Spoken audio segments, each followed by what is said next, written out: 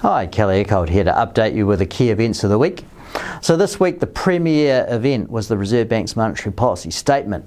And you'll remember from last week I indicated that we're all pretty sure that the OCR wasn't going to change this week, but that the key interest would be on what the Reserve Bank had to say about where interest rates would go next year. Markets had been pricing in a decent chance of OCR cuts next year, perhaps beginning as early as May. Well, the Reserve Bank threw ice cold water on that little party and indicated that rate cuts were not on their radar for next year. Rather, they actually increased their OCR forecasts such that they now see a 75% chance of a 25-point increase around about September next year.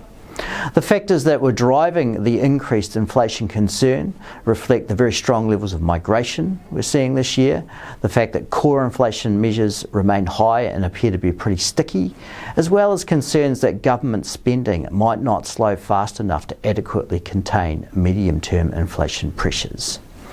The Reserve Bank also indicated a commitment to seeing inflation at 2% by the second half of 2025 and suggested that they had plenty of room to accommodate downside surprises to the inflation outlook, but not really any room to accommodate upside surprises.